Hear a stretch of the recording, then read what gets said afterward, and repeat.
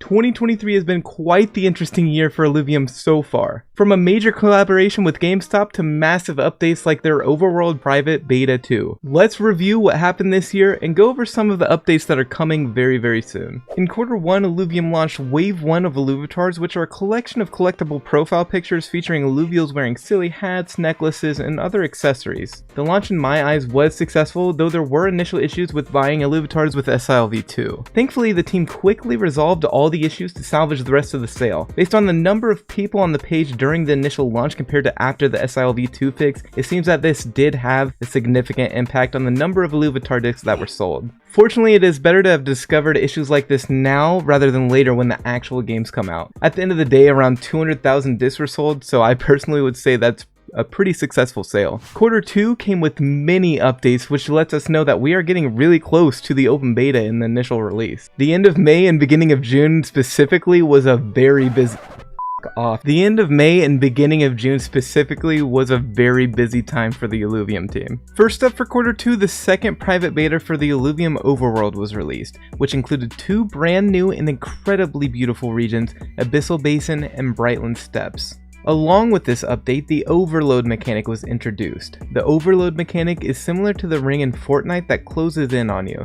In Illuvium, this ring gradually reduces the available area within the region for exploration until you have to leave and reset the region back to its normal state. This mechanic only activates when you reach or fall below 1000 energy. This update also introduced the slide feature and the glide feature, allowing even faster overworld runs for those who master the movement mechanics.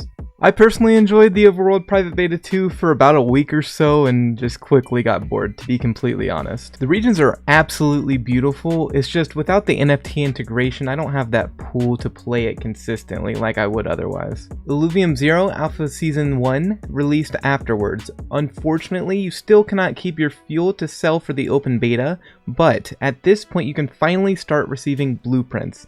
For those who are unfamiliar, blueprints are essentially rare recipe cards for alluvial themed skins such as weapons or armor.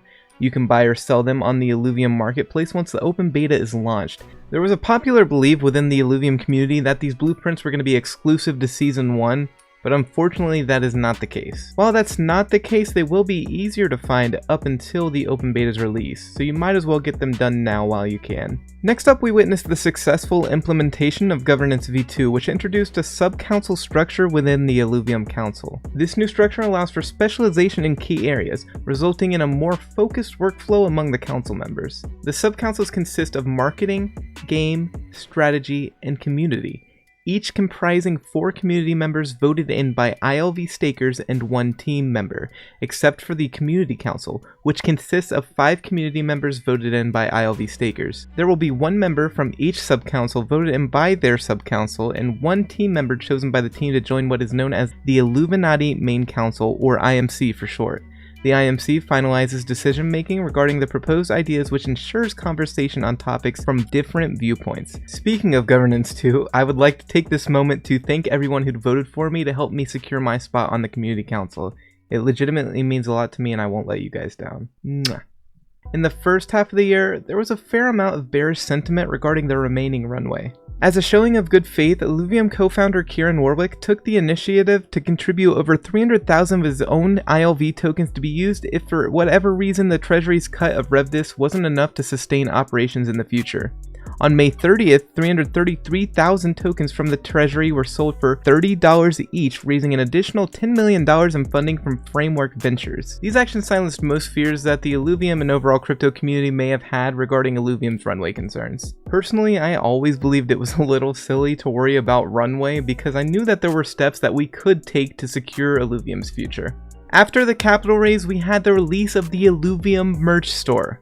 Don't have one of these cool squiz hats? You don't have one of these cool little Illuvium hoodies?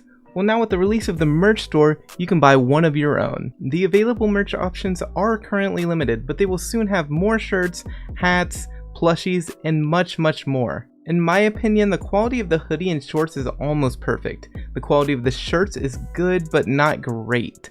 One of the biggest complaints so far has been the pricing of the items, like the t-shirts, which are around $45 and $65. While I do think that some of the items are too expensive, you can use code JIMBO5 to get 5% off of each purchase of the Illuvium merch store. Again, that's JIMBO5 for 5% discount on anything you buy in the Illuvium merch store. How's that for shilling? And the link to the merch store is going to be pinned in the comments down below. Wrapping up Q2 was the GameStop and Illuvium promotional disc sale. This collaboration marked Illuvium's first major partnership where they released exclusive GameStop-inspired Illuvitars and accessories. The sale did encounter numerous issues though, such as the IMX network going down at the beginning and AWS experiencing a partial outage for half of the second day.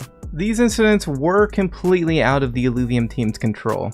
Unfortunately, due to these issues that they were having, they did decide to extend the sale by 4 days. While I personally didn't mind the extension, it's understandable that a lot of the community was pretty upset about a 4-day extension. Each GameStop disc only contained one Illuvitar with 4 pre-bonded accessories, and many felt that this wasn't sufficient for the $50 price tag per disc. Despite these setbacks, over 10,000 discs were sold during the duration of the sale. Although this could be considered a disappointing result, it served as a valuable learning experience for the team. While I was pretty disappointed with the drop rates on some of the Illuvitars, I wasn't disappointed with the sale overall. I still had a great time giving away some of my discs live on stream at twitch.tv/JimbrinoILV. So make sure to follow me there, you might get a giveaway, but don't ask for them, that's annoying. And that brings us to the present. The Illuvium team has regained a lot of my trust as far as hitting deadlines go, as they've hit perfectly every single thing that they have on the roadmap for Q1 and Q2. With that being said, it does seem like Q3 is going to be the most challenging quarter thus far for the Illuvium team to release things on time. In no particular order, let's go over what Illuvium has in store for us for the future in Q3. The first update we'll talk about is the Illuvium Overworld Private Beta 3. We don't have much information on this update, but one thing we do know is that there will be the addition of the interactive plants. Some of these plants will even be aggressive, attempting to kill you, decreasing the efficiency of your run, and should make the regions feel less empty, which has been a popular complaint within the community. Co-founder Grant Warwick told me personally that as we approach the final versions of the Overworld, the issue of emptiness will no longer be a concern. And that makes sense because it's important to keep in mind that unlike Illuvium 0 and Arena, the Overworld is still far from its final form, so don't forget there is still much more to be added. If you'd like a more in-depth explanation of the future of the Overworld, you can find a link to my video about the future of the Overworld pinned in the comments below down with the merch store. This next update I'm going to talk about is the most important update of this entire year. What does that mean, Jimbrino? Illuvium Arena Private Beta 3. What does that mean? It means PvP. We will finally get our hands on the arena's PvP mode after years of waiting. There was previously discussions of pre-made decks for PvP instead of a deck builder, but it seems recently Aaron in the Discord has changed his tune, stating that they are very close to finishing up a very primitive version of the deck builder that should be released with PvP. If you have played the arena's private beta 2, you know how much potential this game has to completely change not just Web3 gaming, but the auto battler genre as a whole. They have been pretty hush-hush with the development of PvP, but looking at the foundation they have set for it makes it very easy to believe this game could break through to the mainstream. After the release of PvP, I will be hosting many PvP tournaments that will have prize pools. So if you're interested in that, make sure you subscribe and hit the bell button to keep up to date on that information. And the last update we'll talk about for Q3 is Illuvium Beyond Wave 2 going on sale. The team and council have been working together to revise pricing and set a date. The general sentiment from the community is that we should delay Wave 2 by around 5 to 8 weeks. Nick stated in the Discord that a significant focus for marketing will be more on pushing the arena's PvP mode in the short term, which makes sense to me. I see Illuvitars more similar to merch in the way that people buy the Illuvitars to show that they're part of the community. And recently it seems like the hype has died down except for the hardcore Illuvium Beyond players. In my opinion, even releasing Wave 2 after the release of PvP makes a lot of sense from a marketing standpoint.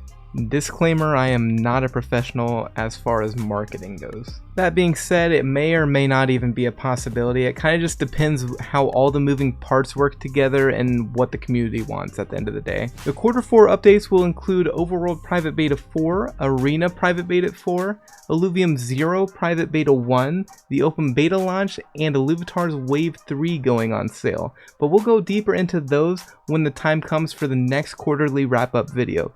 For now, thank you for watching, and I love you. Kissy, kissy. Mwah. Don't forget to use code JIMBO5 on all your Illuvium merch store purchases for 5% off anything you buy. That's anything you buy.